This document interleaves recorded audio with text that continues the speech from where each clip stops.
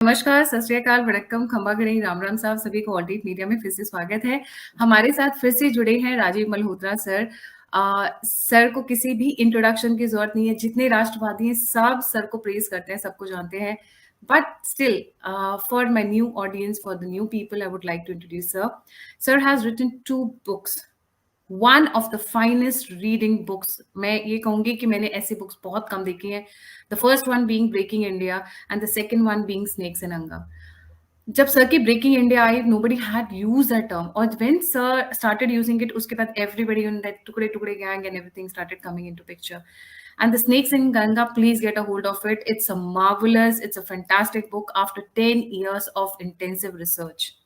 It has got 822 pages, 23 chapters, appendices of hundreds of, that runs into hundreds pages, thousands of references. उसके अलावा sir is उसके अलावा that was अभी का वाला पार्ट, बट उससे पहले going back, sir is a trained physicist, he is a computer scientist, he is a researcher on index studies and civilizational studies.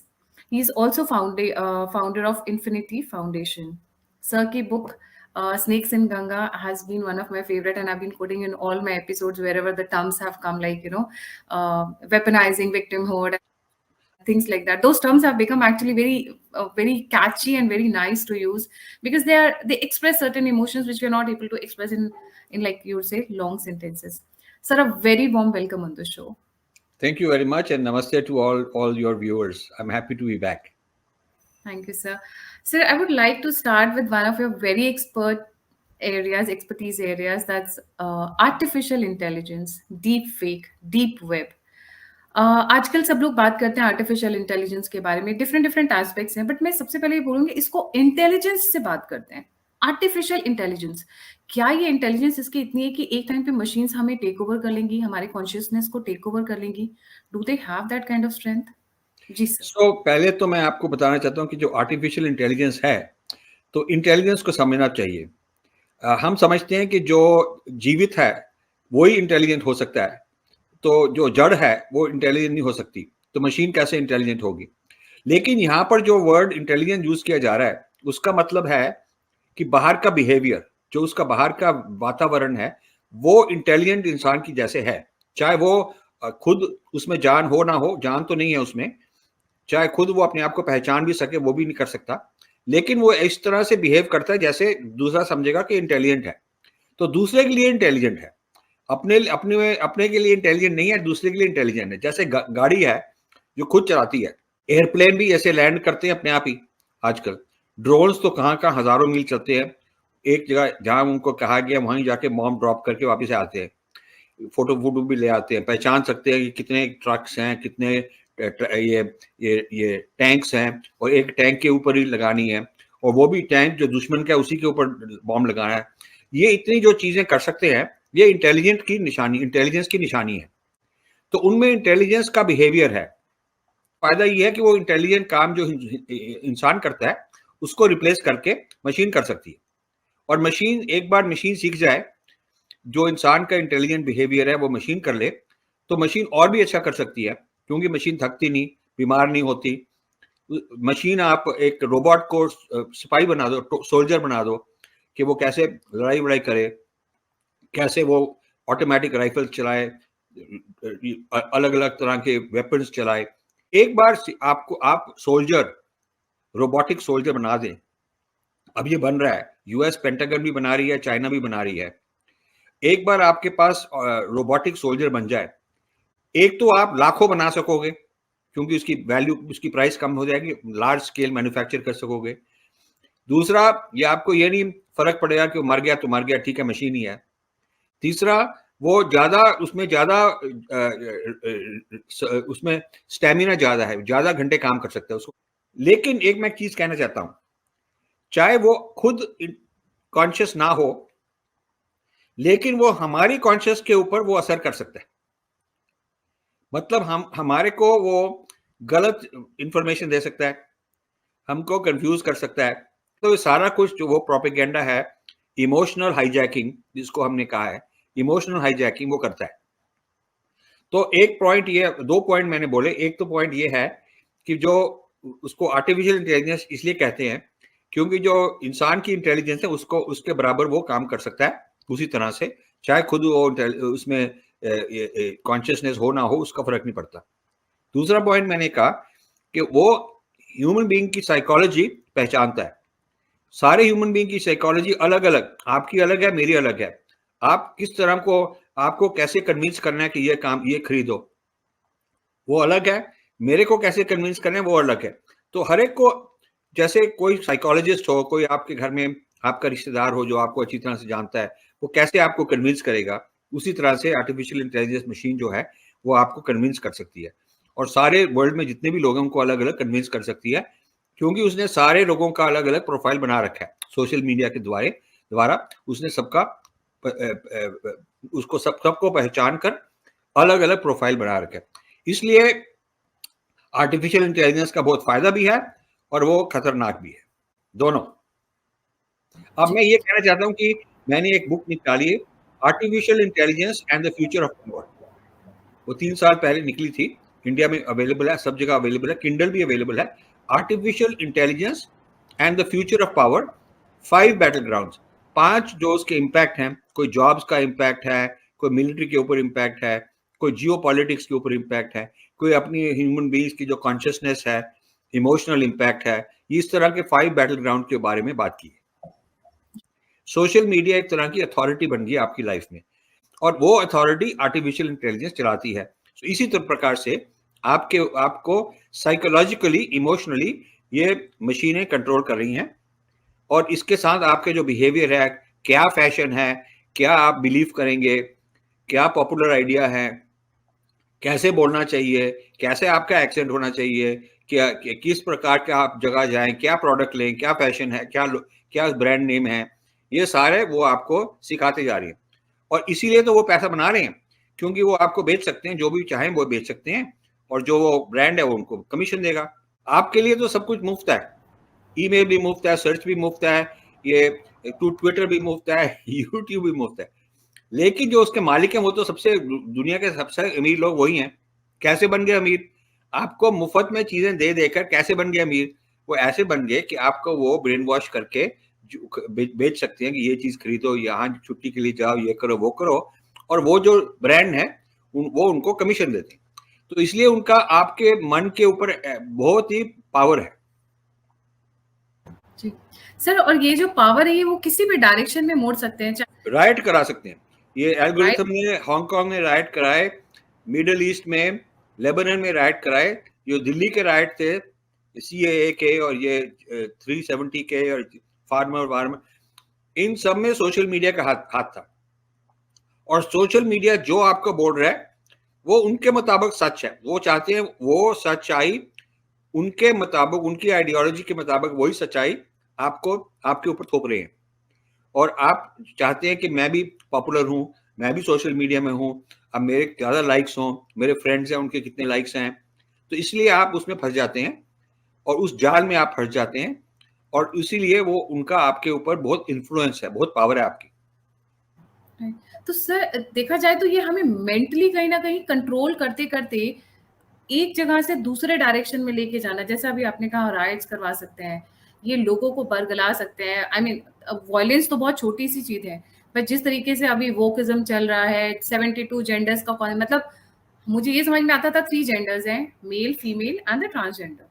अब 72 जेंडर्स का कॉन्सेप्ट आ गया है, तो दिस इज बिकमिंग एक uncontrolled imagination. Are they unlocking it or are they, what are they trying to do? क्योंकि दिमाग अभी बात यह है कि अल्टीमेट गोल तो उनका है मटेरियल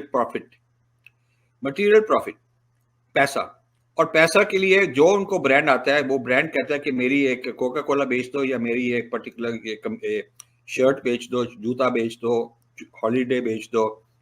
तो सारी एडवर्टाइजिंग अब सोशल मीडिया में जा रही है, और सोशल मीडिया चलाने वाला है आर्टिफिशियल इंटेलिजेंस। उसको मालूम है कि कौन किस क्या बजट है और कहाँ पर छुट्टी जाना चाहता है, तो उसके लिए गोवा की ये वाली छुट्टी दे दो, बता दो उसको, और वहीं भेजेंगे। और क्योंकि उसका इफेक्ट होता है, वो मेजर करते हैं कि कितने क्लिक्स मिले, ये गोवा के हॉलीडे को कितने क्लिक्स मिले, और उस क्लिक्स के अनुसार उनको कमीशन मिलती है। सो इसलिए जो भी मार्केटिंग हो रही है वर्ल्ड में, सारी वर्ल्ड में जो मार्केटिंग हो रही है वो सोशल मीडिया से जा रही है ज़्यादातर। और सोशल मीडिया के जो एल्गोरिथम है वो इसलिए सक्सेसफुल है कि वो आपको पहचानते हैं, आपकी साइकोलॉजी को पहचानते हैं कि आपकी हॉबीज़ क्या हैं, आप क्या चाहते हैं, क्या नहीं चाहते। आपको गलत चीज़ बताएँगे तो वेस्ट है ना, तो फिर तो आप क्लिक नहीं करेंगे, तो उनको पैसा नहीं मिलेगा। और जो आपकी थिंकिंग है वो भी मोल्ड हो रही है, ज़्यादा धीरे-धीरे वो चेंज होती जा रही है, ये बात है। तो ये उनका मोटिव तो बिल्कुल प्रॉफिट है, वो तो प्रॉफिट कंपनी है। कोई वैसे आपको कोई सहायता देने के लिए थोड़ा है, वो दान थोड़ा दे रही है आपको। वो तो वो आपके साथ आपको पकड़ के कंपनी से, ब्रांड से प्रॉफिट बना रही हैं, उनका तो यही काम है।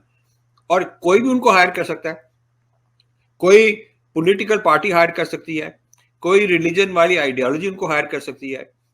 फिर उनके जो मालिक हैं वो सोचेंगे इसको इसको इसको इसको हम नहीं, इसके लिए हम काम नहीं करेंगे, ये तो गलत आदमी है, ये ठीक आदमी, इसके लिए काम करेंगे। इसका मतलब जो आर्टिफिशियल इंटेलिजेंस के मालिक हैं वो ज्यादातर अमेरिकन है आजकल, और चाइनीज भी हैं, चाइनीज और अमेरिकन दोनों इसमें लगे हुए हैं। वो फैसला करेंगे कि किस चीज को हम प्रमोट कर सकते हैं, किस चीज को हम नहीं प्रमोट करना चाहते, किसके लिए प्रमोट करेंगे, कितना पैसा उससे लेंगे। मतलब वो सारे वर्ल्ड को कंट्रोल करेंगे। इसलिए हमने कहा कि ये कॉलोनाइजेशन दोबारा आ रही है। देखिए, ये मैं बहुत इंपॉर्टेंट पॉइंट कहने वाला हूं। जब इंडस्ट्रियल रेवोल्यूशन हुआ, इंग्लैंड में पहले हुआ, फिर फ्रांस में हुआ, बाकी वर्ल्ड में नहीं था।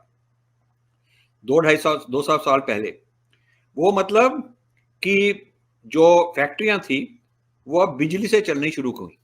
अब ये उन्होंने बिजली से सारी मशीनें चलानी शुरू की, उसको इंडस्ट्रियल रेवोल्यूशन कहते हैं। उसके द्वारा वो जो फैक्ट्रीज थी उनका इतना पावर होगी, इतना प्रॉफिट हो गया कि इंग्लैंड बहुत ग्रेट पावर बन गई।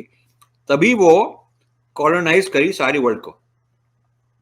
उसके द्वारा इंडस्ट्रियल रेवोल्यूशन ना होता तो सब लोग मानते हैं तो फिर इंग्लैंड का इतना पावर नहीं होनी थी, इंग्लैंड की इतनी पावर नहीं होनी थी, और इतने सारे कॉलोनीज नहीं होनी थी।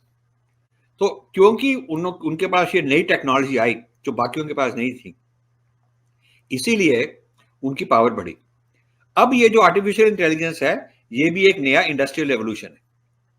जैसे 200 साल पहले बिजली का इंडस्ट्रियल रेवोल्यूशन था, आज अब ये आर्टिफिशियल इंटेलिजेंस का इंडस्ट्रियल रेवोल्यूशन हो रहा है। अब इससे भी अमेरिका और चाइना, जैसे पहले जमाने में ब्रिटेन और फ्रांस बने थे कॉलोनाइजर, जो कॉलोनीज बना रहे थे, जिनके एम्पायर बन गए, अब ये अमेरिकन एम्पायर बन रहा है नई टेक्नोलॉजी के साथ, और चाइनीज एम्पायर बन रहा है नई टेक्नोलॉजी के साथ। अब आप देखेंगे 2030 तक, अगले 7 सालों में सारी वर्ल्ड कुछ अमेरिका के साइड में होगी, कुछ चाइना के साइड में होगी, और इनकी जो आर्टिफिशियल इंटेलिजेंस, उससे वेपन्स होंगे, ऐसे वेपन्स होंगे कि दूसरे वेपन्स उनके साथ मुकाबला नहीं कर सकेंगे। उनकी इंडस्ट्री इतनी तेज होगी, उनके मुताबिक ही सारा कुछ जॉब, मेडिकल इंडस्ट्री, ये इंडस्ट्री, फैक्ट्रियां, फलाना, ये आर्टिफिशियल इंटेलिजेंस से सारा कुछ चलेगा।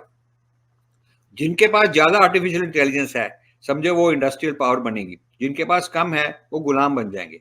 तो इसीलिए अब अफ्रीका में ये डर है कि अफ्रीका में काफी, जहां आप रहते हैं, वो कॉलोनाइज हो जाएंगे। कई ऐसे कंट्रीज हैं जो कॉलोनाइज हो जाएंगे। टॉप कंट्री तो दो ही रहेंगे, अमेरिका और चाइना। फिर मिडिल में होंगे इंडिया है, फ्रांस है, इंग्लैंड है, रशिया है, जापान है, ऐसे कुछ कुछ, सऊदी अरेबिया भी उसमें होना चाहता है, जिनके पास काफी टेक्नोलॉजी होगी लेकिन अमेरिका और चाइना का मुकाबला नहीं होगा।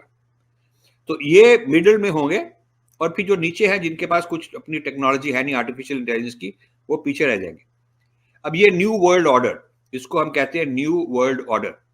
ये जैसे पहले कॉलोनियल सिस्टम था, एक वर्ल्ड ऑर्डर बन गया था, अब ये नया वर्ल्ड ऑर्डर आर्टिफिशियल इंटेलिजेंस के साथ बनेगा। नॉट थ्रू योगा, कि हम योगा सिखाएंगे, हम विश्व गुरु बनेंगे, उसकी बात कोई सुन नहीं रहा। Not with soft power. Soft power आप जितनी मर्जी, मैंने सामने ही सॉफ्ट पावर की बात 25 साल पहले शुरू की थी हमने, और काफी लोगों को कहा था कि हमारी सॉफ्ट पावर आगे बढ़नी चाहिए। लेकिन सॉफ्ट पावर जो है, हार्ड पावर के बिना कोई सॉफ्ट पावर की बात नहीं करेगा। पहले हार्ड पावर हो, फिर लोग सॉफ्ट पावर सीखेंगे आपसे। आप हार्ड पावर में कमजोर हो तो गुलाम बन जाओगे, और जो आपकी सॉफ्ट पावर थी वो भी छीन लेंगे। अब ये अमेरिका वाले कर रहे हैं। अब आप बहुत खुश हैं कि हमारा सुंदर पिचाई बैठा हुआ है, लेकिन गुलाम उनकी गुलामी कर रहे हैं ना।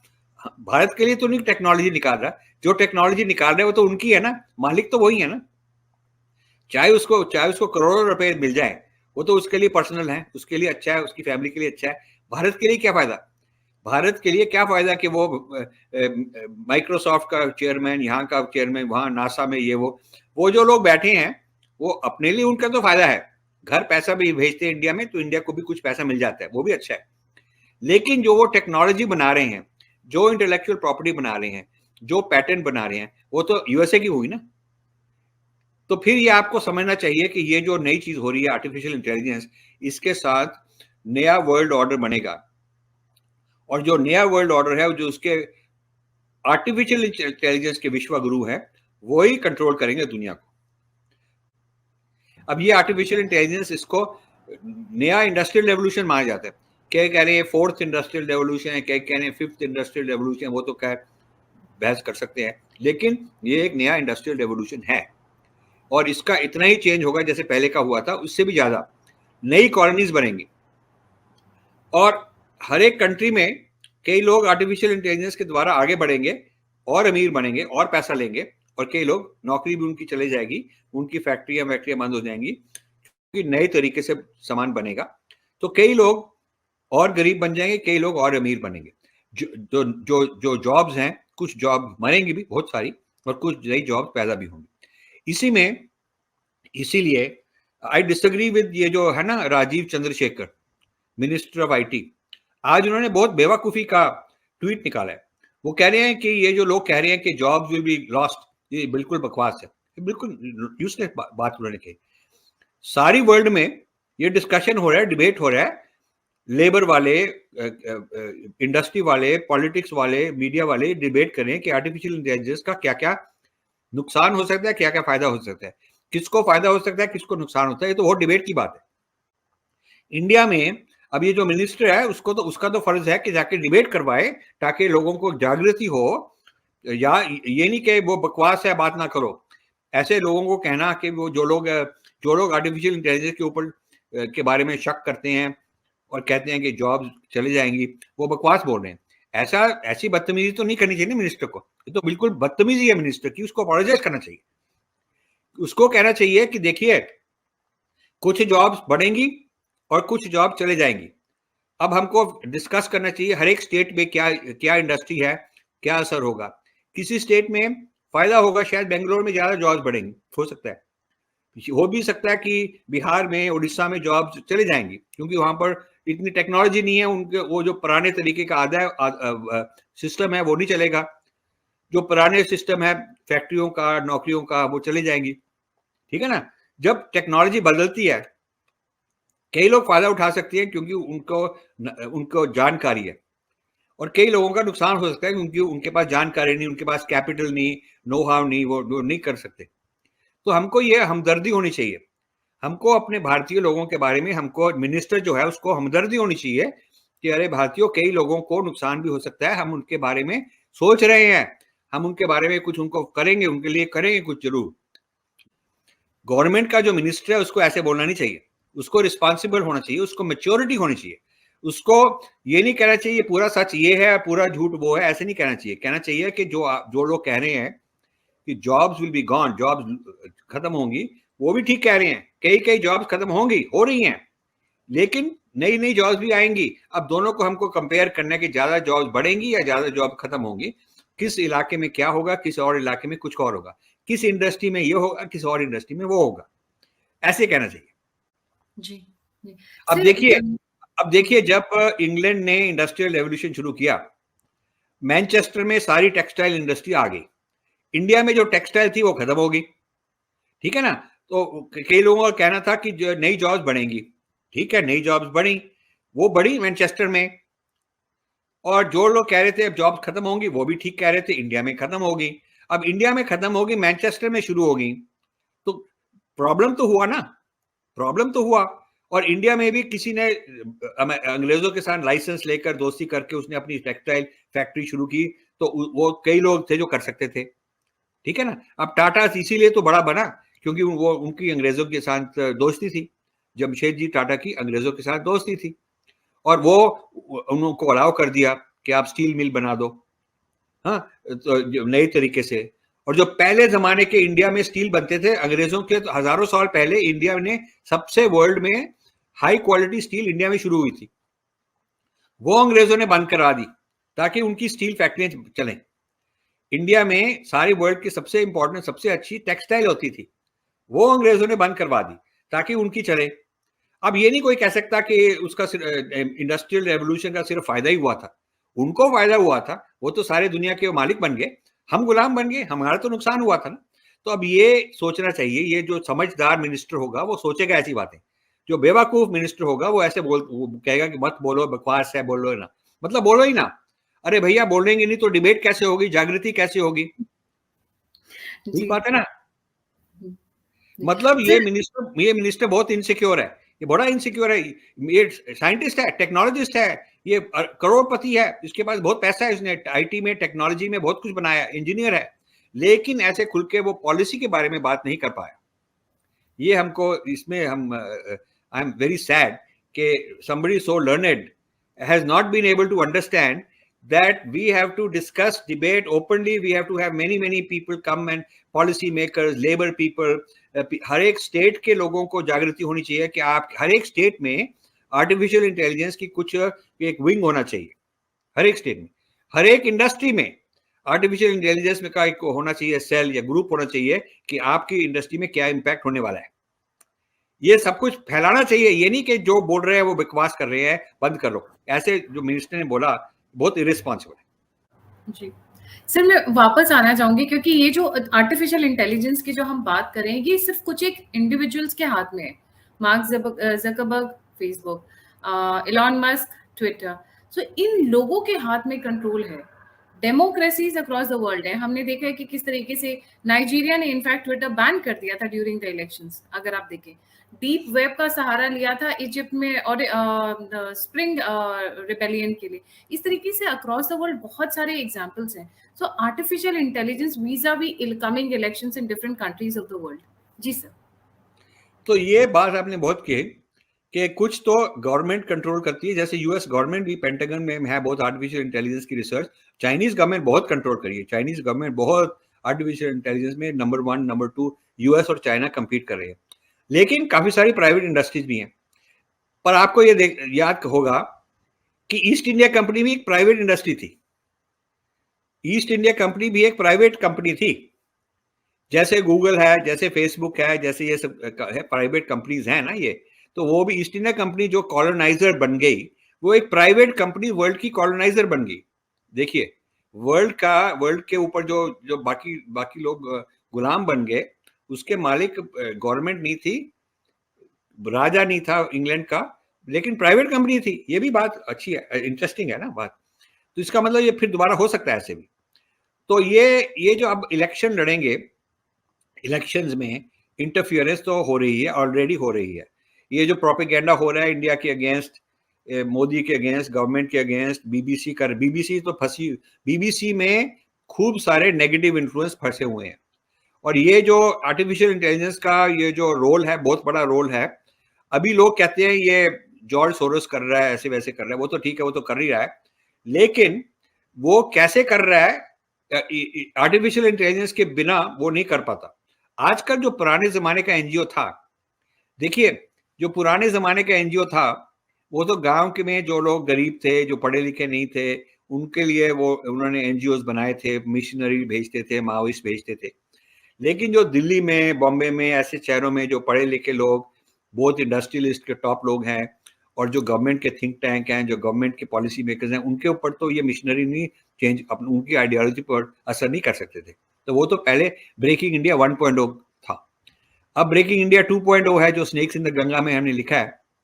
उसमें है कि ये जो लायक लोग हैं, जो इंटेलिजेंट लोग हैं, जो पढ़े लिखे लोग हैं, जो अंग्रेजी इंग्लिश के द्वारा आगे बढ़ गए, मॉडर्न अपने आप को समझते हैं, वेस्टर्नाइज हो गए हैं, उनको कंट्रोल करने के लिए एक अब नई समस्या शुरू हुई है, जो है वोकिज्म। उसके बारे में भी एक बार कभी बात करेंगे। और सर, नॉट ओनली ये लोग इलेक्शंस को इम्पैक्ट कर रहे हैं, लोगों की साइकोलॉजी को इम्पैक्ट कर रहे हैं, न्यू वर्ल्ड ऑर्डर लाने की कोशिश कर रहे हैं। एक बहुत इंपॉर्टेंट चीज भी आ रही है आर्टिफिशियल इंटेलिजेंस से, ट्रैकिंग द पीपल। हाँ, आप क्या खा रहे हैं, आप क्या सो रहे हैं, आप कब उठ रहे हैं, कब बैठ रहे हैं, प्राइवेसी चली गई है, जिसका सबसे बड़ा ढिंडोरा वेस्ट पीटता है सर। जी सर। तो ये है आजकल के जो बच्चे हैं ना, जो 15 साल और कम की एज है, हमने उनसे कई लोगों की बात की है कि आपको डर नहीं कि आपकी सर्वेलेंस हो रही है। ये जो वीडियो कैमरा जब आप देख रहे हैं वो भी आपको देख रहा है, आप कुछ वीडियो पर कुछ देख रहे हैं लेकिन वो वीडियो आपको भी देख रहा है। हाँ, आपकी प्राइवेसी जा रही है, वो सारा मैप कर रहा है, नक्शा बना रहा है आपकी लाइफ का कि क्या है, आप क्या क्या करते हैं, कौन आपके दोस्त हैं, क्या आपकी हॉबीज हैं, कब क्या किस चीज़ पर आपको डर है, किस चीज़ का शौक है, कितने पैसे हैं, कहाँ गए पैसे, सारा कुछ उनके पास मालूम है। जिसका आपको डर नहीं है वो डरते भी नहीं आजकल के, क्योंकि उनको एक नशा ऐसा दे दिया गया है। जैसे जो ड्रग एडिक्ट होता है, वो ड्रग से डरता नहीं है, वो तो कह रहे हैं हाँ ठीक है यार, मौज है मेरी, मैं तो बहुत ही खुश हूँ, आपको क्या प्रॉब्लम है। तो आजकल के जो बच्चे हैं वो ऐसे एडिक्ट बन गए, सोशल मीडिया के एडिक्ट बन गए हैं कि उनको डर ही नहीं लगता कि ये तो प्राइवेसी जा रही है। वो तो कह रहे हैं ठीक है यार, मुझे बच्चे ये कहते हैं कि यदि ये सोशल मीडिया मेरे को पहचाने और मुझे बता दे क्या खरीदना है, मैं खरीद लूंगा, मेरे को काम करने की जरूरत भी नहीं। और उसको पता है मेरी सेहत के लिए क्या न्यूट्रिशन क्या खाना चाहिए, वो मेरे को वही खाना देगा, मैं ले लूंगा।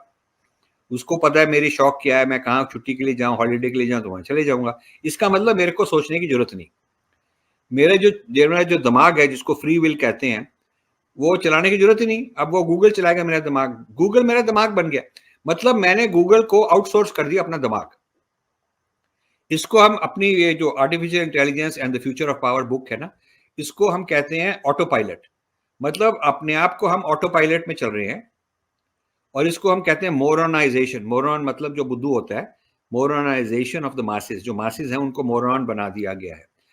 जितना ज्यादा आप मोरन होगे, उतना ही ज्यादा उनके कंट्रोल में होगे, उतना ही उनको फायदा है, वो आपको चला सकते हैं। जितना ज्यादा वो आपको चला सके उतनी ज्यादा उनकी पावर होगी, उनके लिए अच्छा है। तो जितना भी लोगों को उनके दिमाग को कम करो ताकि वो सोच ना सकें, उनको पढ़ने लिखने में कोई फायदा ना हो, कोई शौक ना हो। अब देखिए, अब ये अटेंशन स्पैन कम होता जा रहा है।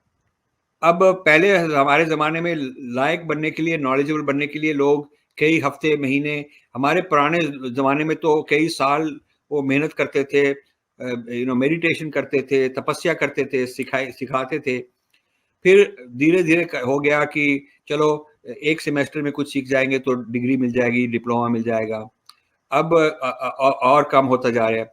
अब जब 20 साल पहले मैंने शुरू किया तो लेक्चर होता था 3 घंटे का। लोग बैठ के सुनते थे, देखते थे। अब कुछ देर पहले उन्होंने कहा भी 45 मिनट से ज़्यादा लेक्चर नहीं होना चाहिए। अब ये ज़माना आ गया कि 20 मिनट के ज़्यादा कोई बोलेगा तो उसकी बात सुनेगी नहीं। और 30 सेकंड का टिकटॉक में बहुत कुछ आप सीख सकते हो, बहुत कुछ देख सकते हो। इसका ये हुआ नतीजा कि जो अटेंशन है, जो हमको भगवान ने दिमाग दिया है, वो हम डेवलप नहीं कर रहे। कॉन्सेंट्रेशन और मेमोरी हम डेवलप नहीं कर रहे, वो कम होती आ रही। हमको मेमोरी की क्या जरूरत, गूगल हमको बता देगा। क्या हमको जो मालूम है, जो कुछ चाहिए गूगल बता देगा। मतलब अब आजकल गूगल देवता का राज है। गूगल देवता को पूछें, गूगल देवता अब बताए आपकी क्या सलाह है, तो जो कहेगा वो ठीक ही होगा। तो मतलब हमको सीखने की जरूरत नहीं। हमको क्या फायदा, मैथमेटिक्स पढ़ेंगे क्या फायदा, हिस्ट्री पढ़ेंगे क्या फायदा, गूगल को पूछ लेंगे वो बता देगा। जो कुछ भी चाहिए जब भी चाहिए गूगल बता देगा। तो इसलिए मतलब हमारा दिमाग की तो जरूरत है ही नहीं। जो ह्यूमन बीइंग का दिमाग है वो कम होता जा रहा है, और जो मशीन के आर्टिफिशियल इंटेलिजेंस का दिमाग है वो बढ़ता जा रहा है। Machines becoming more intelligent, people becoming more stupid. Stupid और मशीनों के ऊपर भरोसा, किसी और के ऊपर भरोसा, अपने ऊपर नहीं।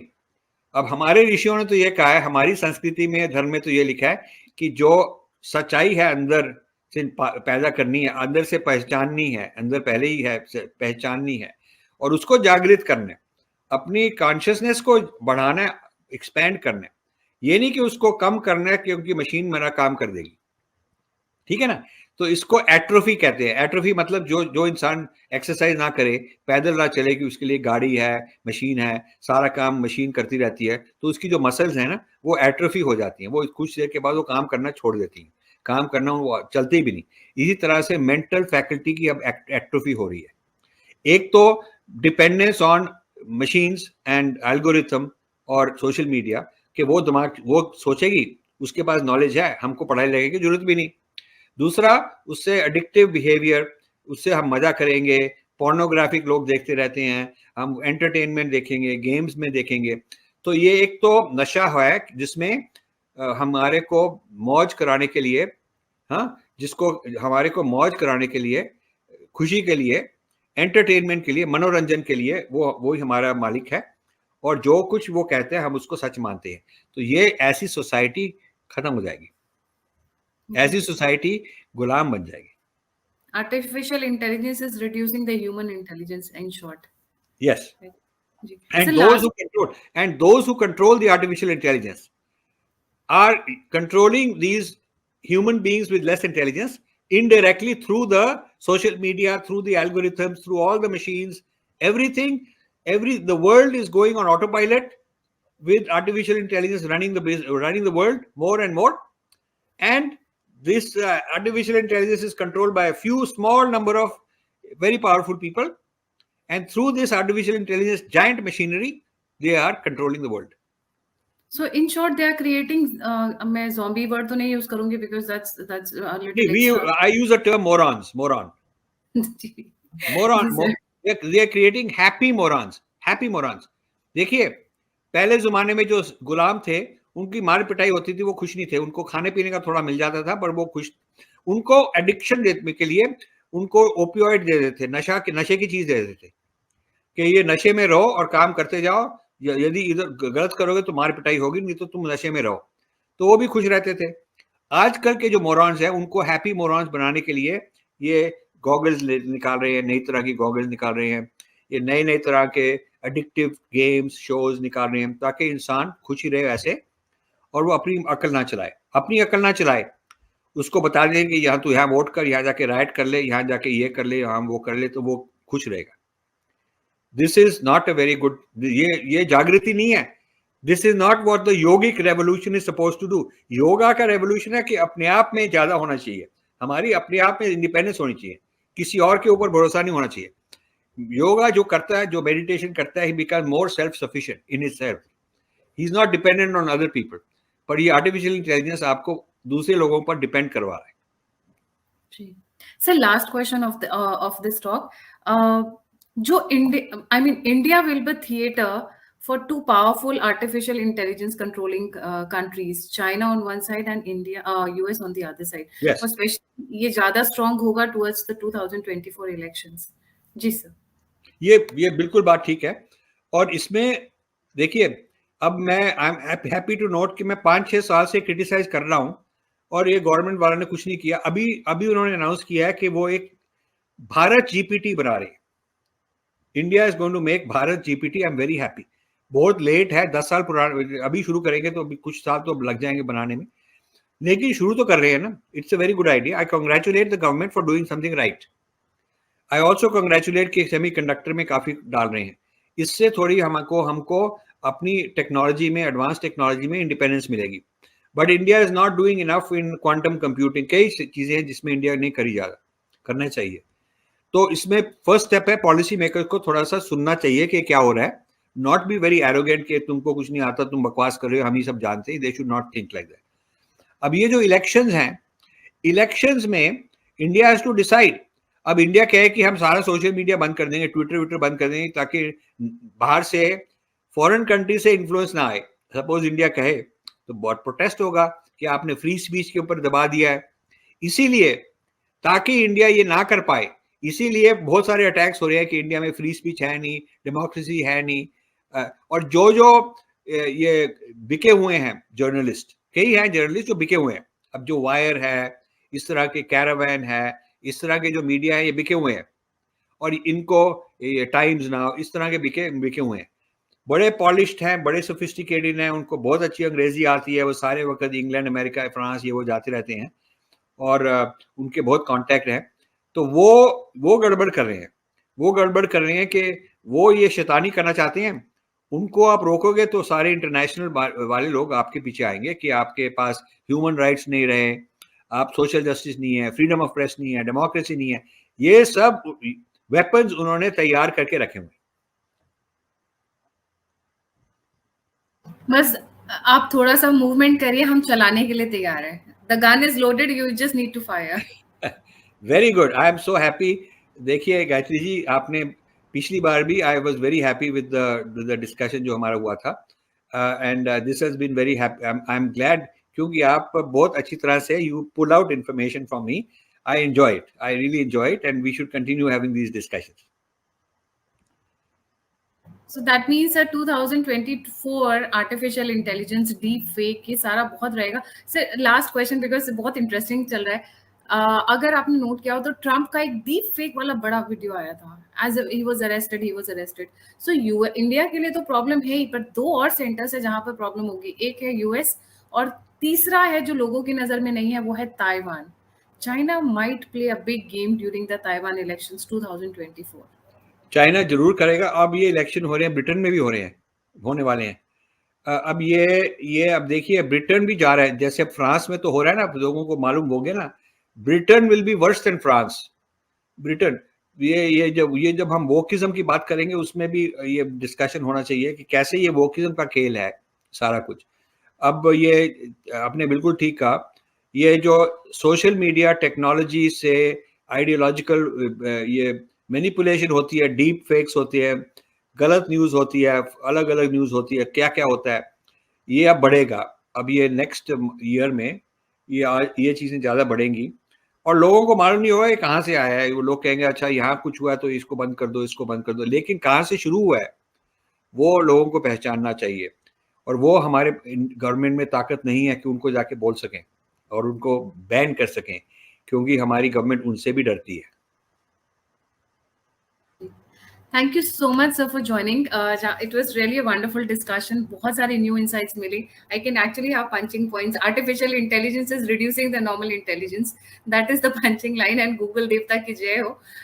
Thank you so much, sir, for joining. जाने से पहले सभी viewers से request है, राजीव सर का चैनल है, YouTube channel, that's called Infinity Foundation. Don't forget to like, subscribe and share Infinity Foundation.